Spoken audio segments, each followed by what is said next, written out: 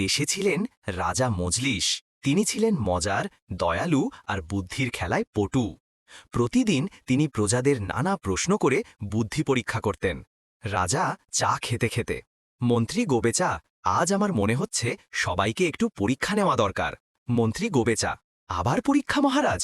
আগেরবার পৃথিবী গোল কেন প্রশ্নে তো অর্ধেক প্রজা চুল ছিঁড়েছিল। হাহা, হাসে। হাহা, এইবারের প্রশ্ন আরও মজার হবে।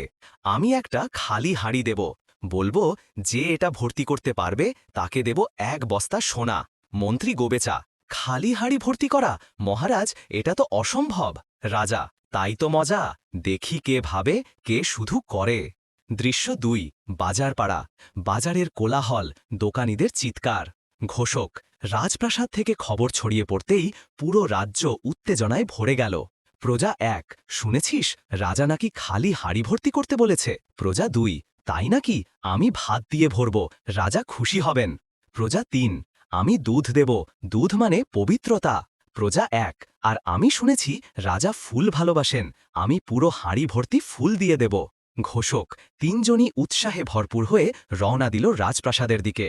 দৃশ্য 4, রাজদরবারে প্রতিযোগিতা। শুনুন শুনুন, যে হাঁড়ি ভর্তি করতে পারবে তার জন্য পুরস্কার 1 বস্তা সোনা। রাজা, তাহলে শুরু করা যাক। প্রজা 1, ভাত ভর্তি হাঁড়ি হাতে। মহারাজ দেখুন, আমি আপনার হাঁড়ি ভর্তি করেছি গরম ভাতে। রাজা চোখ টিপে, চমৎকার, কিন্তু দেখি তো, হাঁড়ি উল্টায়। এই যে, হাঁড়ি তো আবার খালি। সবাই, আরে জাদু নাকি এটা? প্রজা 2, এবারে আমি চেষ্টা করি মহারাজ। দুধ ঢালছে, এই নিন দুধ। রাজা হাসি মুখে, বেশ, কিন্তু দেখো, হাঁড়ি এখনো খালি। প্রজা 3, মহারাজ আমি ফুল দিয়েছি, সৌন্দর্যে হাঁড়ি ভরে উঠবে।